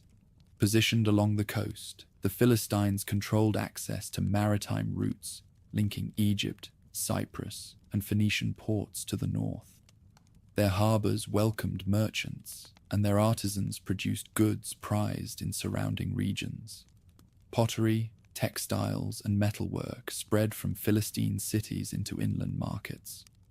Over time, their economy grew resilient, balancing agriculture with seaborne exchange. Yet their society was not entirely foreign. While they carried traditions from the Aegean, they also absorbed local influences. Canaanite deities found place in their pantheon, and their pottery evolved from imported styles to unique hybrids.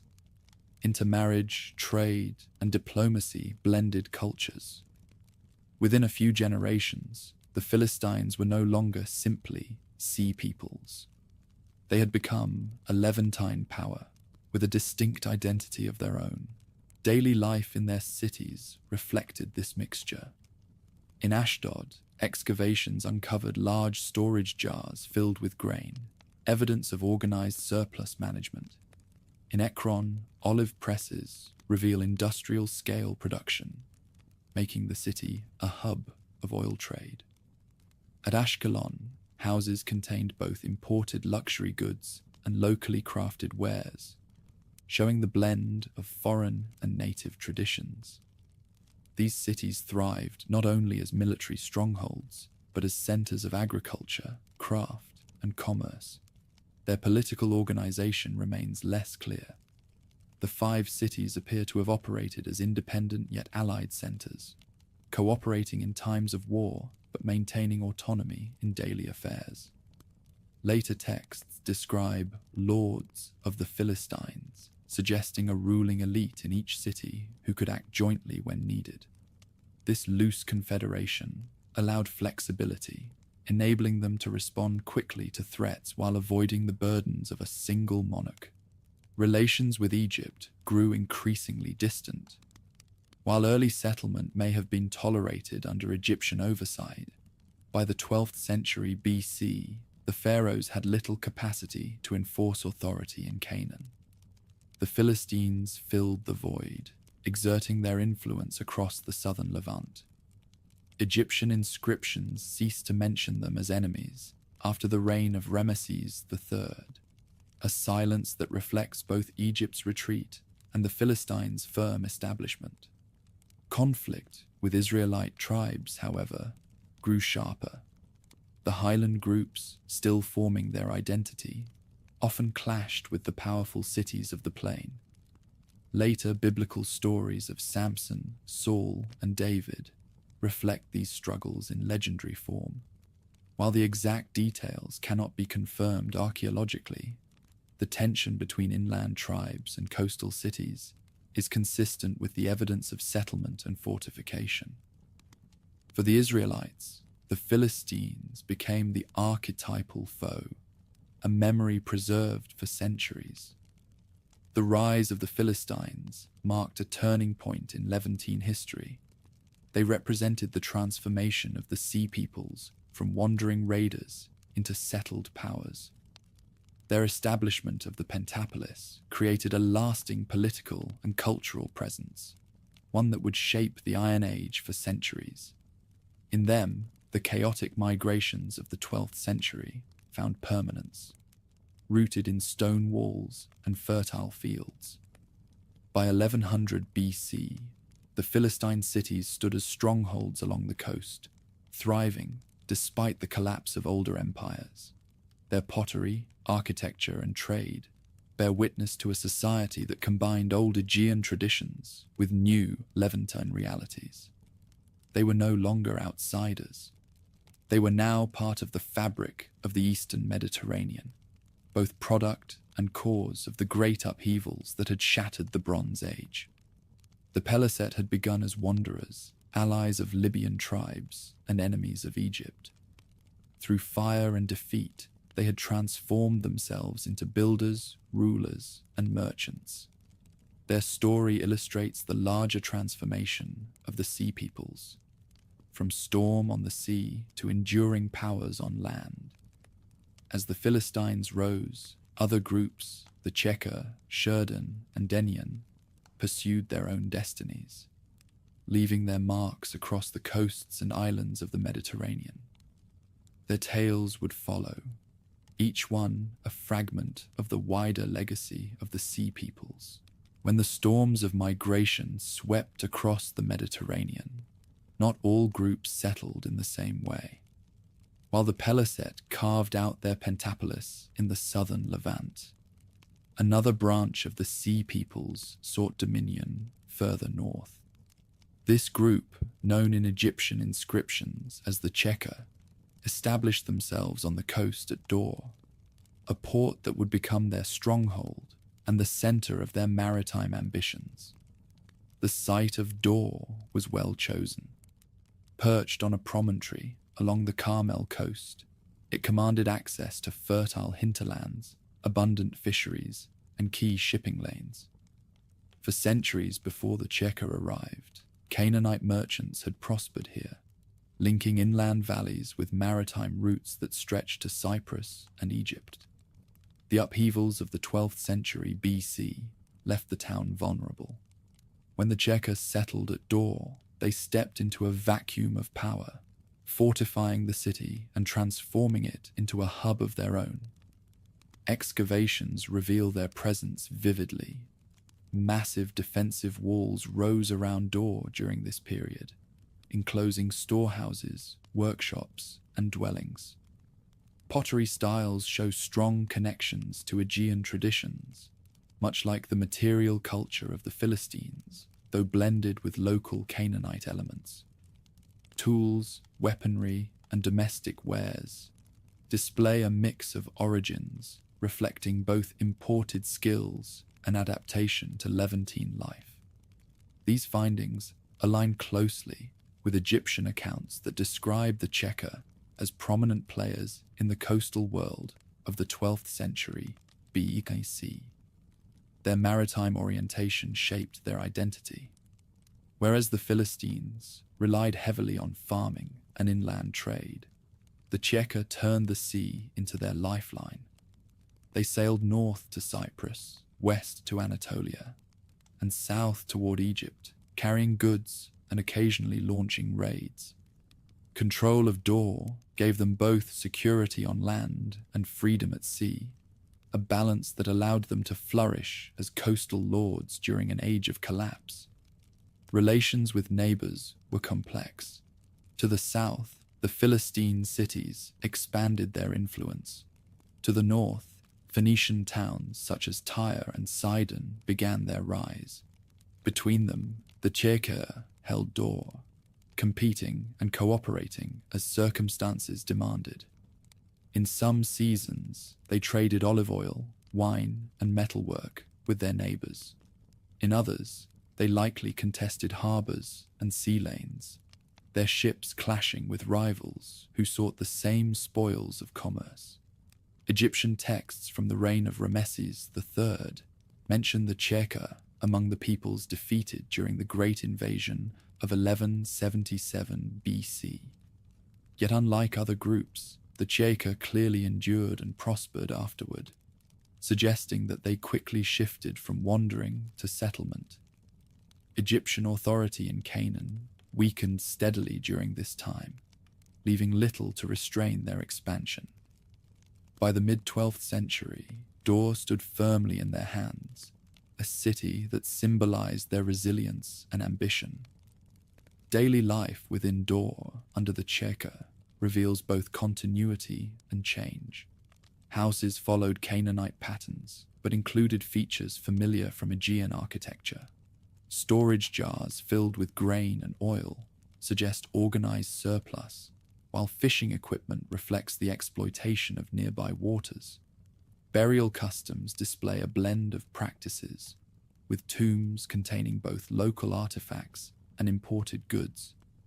Such hybridity underscores the transformation of the Cheka from outsiders into a community firmly rooted in the Levant. Their role in regional politics grew steadily. From Dor, they could influence inland trade routes that connected to the Jezreel Valley and beyond.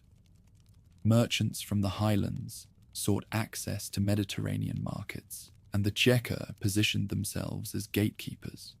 Control of such routes brought wealth, but also conflict, as rival towns resented their dominance.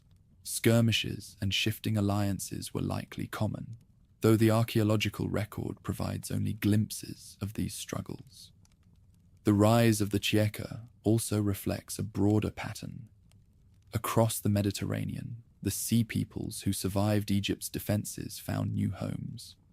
The Peliset dominated the southern coast, the Sherdans settled in far-flung islands, and the Cheka established their power at Dor. Each adapted to local conditions, but all shared a legacy of migration, resilience, and ambition. In this way, the sea peoples ceased to be merely destroyers. They became builders of new societies in the ruins of the Bronze Age. For Egypt, the presence of the Cheka posed both threat and inconvenience. Though Ramesses III had celebrated his victories, his successors lacked the strength to enforce control in northern Canaan. Duarta and other coastal towns slipped beyond Egyptian influence. While not openly hostile, the Cheka represented a challenge to Egypt's prestige, a visible sign that foreign settlers now ruled lands once bound by tribute. The Phoenicians, too, faced competition. As Tyre and Sidon expanded into seafaring powers, they contended with the Cheka for dominance of coastal trade. Over time, the Phoenicians would eclipse them, but in these early decades, Dor's power was formidable. The rivalry between these groups foreshadowed the vibrant yet contested maritime culture of the Iron Age Levant. Legends may preserve distant memories of the Cheka's role. Some later traditions hint at foreign rulers in Dor, powerful lords who commanded fleets and demanded tribute. While these echoes cannot be confirmed, they align with the archaeological and textual evidence of a strong maritime presence centered on the city. The Cheka, though less famous than the Philistines, left an imprint on the coastal landscape that endured for generations. By the close of the 12th century BC, Dor had become one of the key fortified ports of the Levant. Its walls testified to both fear and ambition, built to resist enemies and to proclaim authority. Within those walls lived a community that blended Aegean roots with Levantine soil, a society born of migration, yet firmly anchored in its new homeland. The Cheka had secured their place, transforming from wandering raiders into coastal lords. Their story illustrates the adaptability of the sea peoples as a whole. Defeated in their attempt to conquer Egypt, they redirected their energies towards settlement. Where once they threatened the great empires of the Bronze Age, they now carved out smaller, resilient polities that would endure into the Iron Age. Dor stands as a symbol of this transformation, a city once Canaanite, then seized by migrants and finally shaped into a maritime stronghold by newcomers determined to survive. In the generations that followed, the Cheka would fade into the fabric of Levantine history, overshadowed by the rise of the Phoenicians and the enduring power of the Philistine cities. Yet their presence at Dor marked an important chapter in the saga of the Sea Peoples.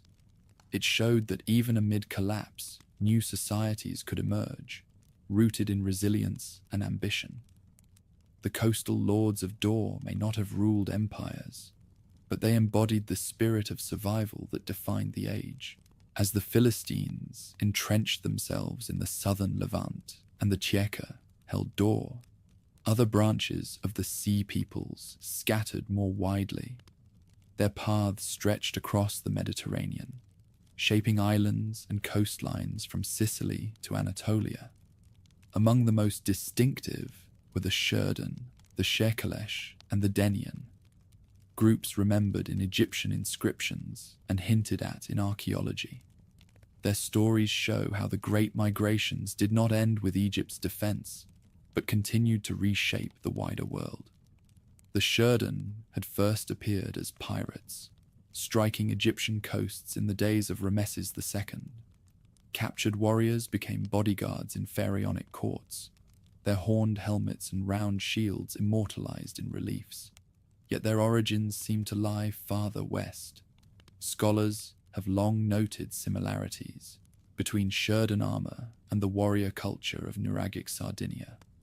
On that island, massive stone towers, known as nuraghe, dotted the landscape, defensive structures built by communities skilled in both warfare and seafaring.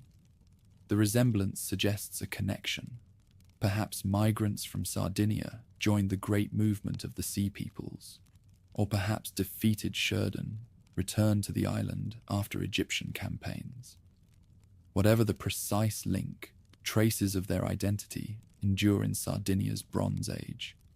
The Shekelesh, too, appear to have roots in the Western Mediterranean. Egyptian records list them among the enemies defeated by Meremptah and Rameses III. Their name echoes that of Sicily, where warrior traditions and fortified settlements flourished in the late 2nd millennium BC. In Sicily, like Sardinia, archaeologists find evidence of upheaval, burned sites, shifting populations, and new weapon styles. The Shekelesh may have been part of this turmoil, venturing eastward with the larger coalition of the Sea Peoples, before some returned to their homeland or settled along foreign coasts. The Danaan offer another tantalizing connection. Their name resembles the Danans of later Greek tradition, one of the collective names Homer used for the warriors at Troy. Egyptian reliefs depict them with feathered helmets, similar to other sea peoples, while inscriptions place them in the coalition that struck Egypt in 1177 BC.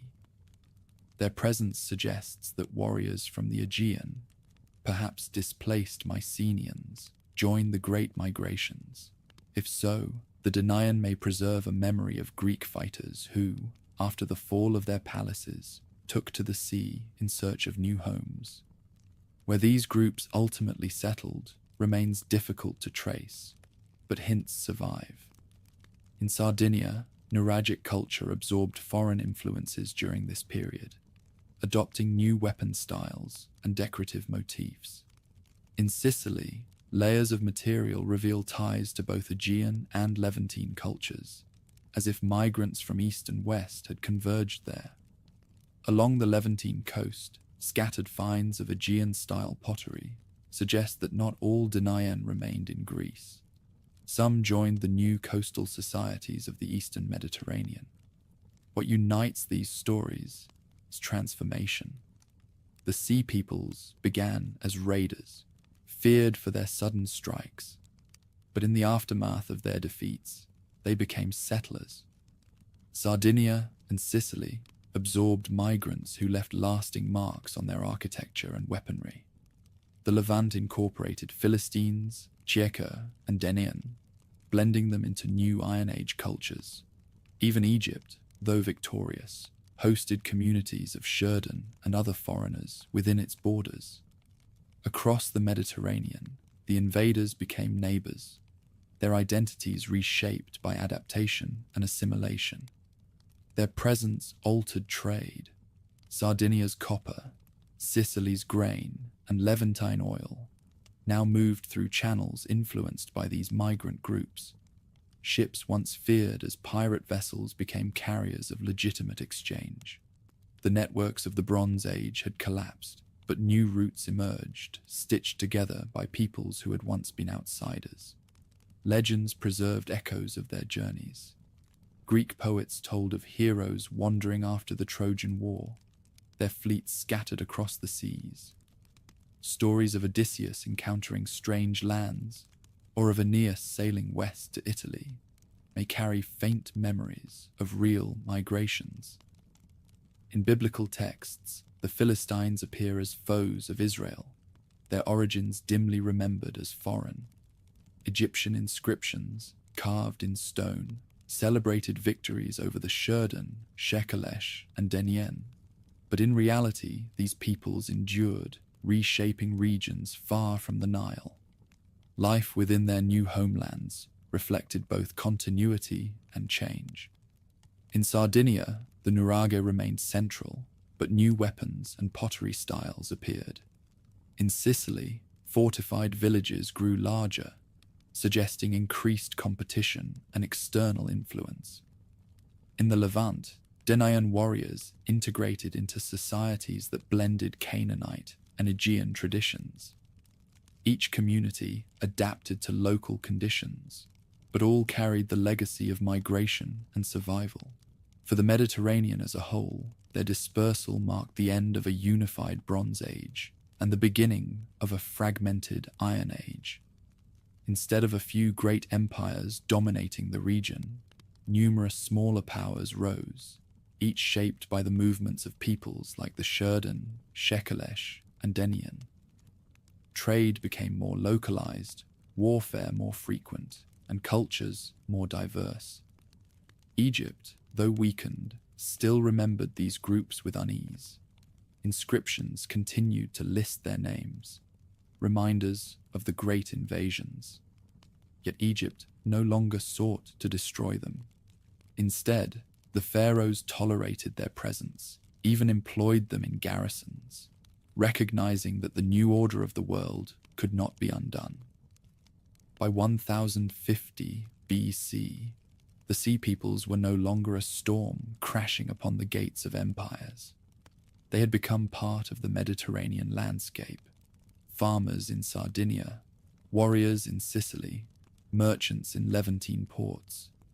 Their scattering ensured that no single identity remained intact. Instead, they blended with locals, creating hybrid cultures that bore traces of their origins. The horned helmets and feathered crests of Egyptian reliefs gave way to the more ordinary artifacts of daily life: pottery, houses, tools, and fields. The Shurdan, Shekelesh, and Denayan thus embody the larger transformation of their age. From raiders to settlers, from terror to neighbors, they reveal how the collapse of empires produced not only destruction, but also renewal. The Bronze Age world had ended, but from its ashes rose new societies, each carrying fragments of the past into an uncertain future. By the dawn of the 11th century, BC, the old order of the Mediterranean was gone. The empires that once towered over the region had fallen or faded. The Hittite kings vanished from Anatolia, their capital reduced to charred ruins. Ugarit and other Levantine ports lay silent, their archives buried beneath ash. Even mighty Egypt, though still standing, now looked inward, drained by decades of war and unable to project power as it once had. Into this vacuum stepped new powers, smaller, more agile, forged in the crucible of collapse. On the Levantine coast, the Phoenician cities began their rise. Tyre, Sidon, and Byblos, though scarred by past upheaval, survived when others perished. Freed from Hittite and Egyptian dominance, these ports turned the sea into their highway. Their merchants rebuilt connections across the Mediterranean, sailing to Cyprus, Anatolia, and beyond. In doing so, they laid the foundations for a trading empire that would eventually stretch as far as Spain and North Africa. The Phoenicians inherited the maritime spirit of the age and transformed it into lasting economic power. Further south, the Philistines consolidated their strength. From Gaza to Gath, their 5 cities flourished as centers of agriculture, craftsmanship, and trade. Prosperity left its mark in the form of storage complexes, industrial presses for oil, and sturdy fortifications. Distinctive pottery styles and architecture show their Aegean roots, but over generations they blended with local traditions.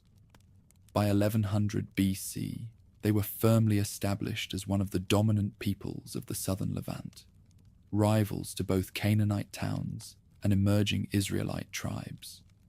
In the highlands of Canaan, new settlements appeared. Villages spread across hilltops, modest in scale but numerous. These communities mark the early stages of what would later be remembered as Israel. Simple houses, terraced fields, and communal storage pits reflect a society of farmers carving stability from rugged terrain. Their rise owed much to the vacuum left by Egypt's retreat and the weakening of coastal powers. While Philistine lords ruled the plains, the highlands nurtured small groups who would one day forge kingdoms of their own. To the west, Cyprus also transformed. Once a hub of Bronze Age trade, the island adapted to new realities. Migrants from the Aegean and Levant mingled with local populations, creating hybrid cultures. Fortified sites guarded copper resources, and new pottery styles emerged that blended influences from multiple regions. Cyprus remained a vital link in Mediterranean trade, though now tied more closely to the networks of Phoenician and Philistine merchants than to distant empires. Even in Anatolia, where the Hittite capital lay in ruins, smaller states rose from the ashes. Neo-Hittite kingdoms such as Carchemish preserved fragments of the old traditions, carving inscriptions in Luwian hieroglyphs and building palaces on a reduced scale. These states lacked the might of their predecessors, but maintained cultural continuity, bridging the gap between the fallen Bronze Age and the rising Iron Age. The technological shift to iron further marked this new era. Bronze, once the lifeblood of armies and artisans, depended on scarce tin supplies that had become unreliable. Iron, though more difficult to work at first, offered a more abundant alternative. Across the Mediterranean, smiths experimented with the new metal, producing tools and weapons that gradually eclipsed bronze. This shift did not happen overnight, but by 1000 BC, iron had become the hallmark of the age. The Sea People's migrations, combined with broader collapse, accelerated this transition by disrupting old supply chains and forcing societies to adapt. Memory of the great invasions lingered. Egyptian inscriptions still listed the names of the Sea Peoples, reminders of the battles fought by Rameses III. In Canaan, tales of conflict with Philistines and other groups became woven into oral traditions later preserved in the Bible. Greek poets, too, sang of wandering heroes, perhaps echoing memories of displaced warriors from the Aegean. Though each culture remembered differently, all carried fragments of the upheaval that had ended the Bronze Age. For ordinary people, daily life in the Iron Age was both harsher and more localized. The grandeur of vast palaces and sprawling empires gave way to smaller communities. Farmers relied on terraced fields and communal storage rather than centralized redistribution. Villagers built simple fortifications instead of monumental walls. Trade networks still existed, but were narrower, focused on regional exchange rather than global reach. Yet this decentralization also brought resilience. Small communities could survive where vast empires had collapsed. The Phoenicians, Philistines, Israelites, and Neo-Hittite states each represent different responses to the same crisis. Some turned to the sea, mastering commerce and exploration. Others fortified fertile plains and built city-states. Still others carved livelihoods from highlands, slowly coalescing into tribes and kingdoms. The diversity of these responses created a patchwork of new powers, each shaped by the legacy of the Sea Peoples and the destruction they had wrought. Religion, too, reflected change. In Philistine cities, gods from the Aegean mingled with Canaanite deities. In Phoenician temples, Baal and Astarte rose to prominence, their cults spreading across the Mediterranean with merchant ships. In the Israelite highlands, worship coalesced around a single god, laying the foundation for monotheism. The spiritual landscape of the region was as fragmented and dynamic as its political map. By 1000 BC, the Mediterranean world bore little resemblance to the one that had flourished centuries earlier. The great empires were gone, their ruins scattered across hills and coasts. In their place stood a mosaic of smaller states and peoples, each carrying pieces of the old world into the new. The Sea Peoples had been catalysts of this transformation. Though their invasions brought destruction, their settlements and assimilation created the foundations of Iron Age societies. The legacy of these migrations was thus twofold: devastation and renewal.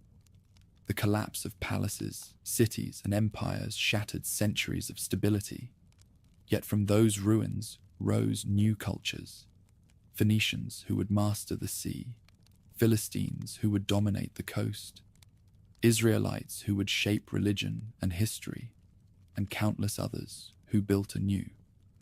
The Iron Age was born not in peace, but in fire, forged by the empire breakers whose memory lingered long after their sails vanished from the horizon. By the start of the first millennium BC, the storm of migrations had quieted. The Sea Peoples, once a tide crashing against the walls of empires, were no longer roving invaders. They had settled, assimilated, and become part of the patchwork of Iron Age societies. Yet their shadow lingered. For Egyptians, Israelites, Greeks, and countless others, the memory of these outsiders endured, woven into chronicles, myths, and legends. In Egypt, scribes continued to record their names. Temple inscriptions listed the Shurden, Shekelesh, Denian, Jeka, and Peliset as foes vanquished by Rameses III. Carved in stone, these accounts proclaimed the triumph of Pharaoh over chaos. Yet the reality was more complex. Many of those enemies had been resettled within Egypt itself, serving in garrisons or farming lands granted by the crown. Their descendants lived as Egyptians, their origins remembered only through the monumental texts that branded them as foreigners. The victory narratives became less historical record and more political theatre, reinforcing the image of Pharaoh as eternal defender. To the peoples of the Levant, the memory of the sea peoples took other forms. The Philistines, firmly established in their 5 cities, became central figures in the traditions of their neighbors. Israelite stories cast them as rivals and oppressors, foes who tested tribal leaders and kings. Samson, Saul, and David all grappled with them in tales that blend history with legend. These stories, preserved in biblical texts, ensured that the Philistines would be remembered not merely as migrants, but as archetypal enemies in the shaping of Israelite identity. Further north, Phoenician sailors inherited both rivalry and kinship with other groups of sea peoples. The Cheka at Dor competed for trade, but their presence also demonstrated the shared maritime culture of the Levant. As Tyre and Sidon expanded across the sea, memories of earlier migrations may have inspired their own ventures. The very idea of distant settlement, so central to Phoenician colonization, echoed the earlier wanderings of displaced seafarers. In the Aegean, legends of the Trojan War and its aftermath carried echoes of these migrations. Poets spoke of warriors unable to return home, of fleets scattered by storms, of heroes wandering foreign coasts. The Danaan, whose name recalls the Danaans of Homer, may reflect this tradition. Whether or not the tales preserve direct memories of the sea peoples, they certainly arose from the same world of displacement and wandering. To later Greeks, the age of heroes was one of both glory and loss, shaped by movements that also fueled the great invasions. Even in the Western Mediterranean, traces lingered. Sardinia's Nurage culture, Sicily's warrior settlements, and Italian traditions of seafaring all bear signs of interaction with migrants once linked to the sea peoples. The Shurden and Shekelesh, remembered in Egyptian texts, lived on not as foreign raiders, but as part of the cultural mosaic of these islands. The memory of their eastern campaigns faded, but their local identities endured. For centuries, the sea peoples were remembered less as individuals and more as a force of nature. Egyptian inscriptions portrayed them as a collective storm, coming from the midst of the sea, bringing fire and ruin. Biblical texts cast them as relentless adversaries. Greek myths transformed them into wandering heroes or monstrous foes. Across cultures, they became symbols of disruption, outsiders who challenged order and forced societies to adapt. Yet memory also softened with time. By the 10th century BC, the descendants of the sea peoples were not outsiders, but neighbors. Philistine merchants traded with Israelites and Phoenicians. Settlers in the delta tilled fields beside Egyptians. Communities in Sardinia and Sicily blended with locals, creating hybrid cultures. What had begun as invasion ended as assimilation. The very groups once feared as destroyers became part of the foundations of the Iron Age. For historians today, their story illustrates both destruction and renewal. They brought down empires, yet they also seeded new cultures. They burned cities, yet they built new ones. They ended the Bronze Age, but in doing so, they made possible the Iron Age world that followed. Without their migrations, the rise of Phoenician trade, Israelite kingdoms and Philistine power might have unfolded differently, or not at all. The endurance of their memory lies partly in mystery. We do not know their exact homelands, their full languages, or the details of their journeys. Fragments remain: pottery, weapons, fortifications, while texts preserve the names and the battles. But the full picture remains elusive, allowing later generations to fill the gaps with legend. In this way, the Sea Peoples live on not only in history, but also in imagination, their story reshaped by each culture that recalled them. Standing at Medinet Habu, where Rameses III carved his triumph, one can see the paradox clearly. On the walls, Egypt's victory is eternal, the Sea Peoples forever defeated. Yet outside those walls, history tells a different tale. The Philistines rising, the Phoenicians expanding, the Israelites consolidating, the Sardinians and Sicilians carrying forward their traditions. The empire breaker was not destroyed, it was transformed. The 12th century's turmoil gradually gave way to a new balance. The Sea Peoples were no longer a wave-battering empires, but threads woven into diverse societies. Their descendants adopted local tongues, bowed to new kings, and prayed at different shrines. Yet the memory of their origins lingered in Egyptian reliefs, in Hebrew stories, in Greek songs, and in the silent ruins they had left behind. Their legacy shows that collapse is not simply destruction.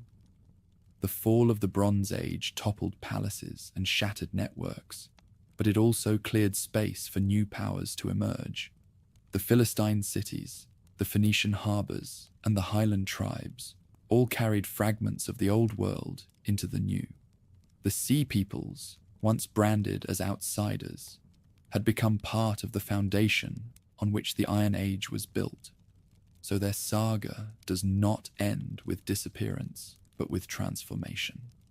The empire breakers became neighbors and ancestors, their names surviving in stone and story, even as their sails vanished from the horizon. The storm had passed, but its mark endured, an altered Mediterranean, where from the ashes of collapse rose a harder, more resilient world.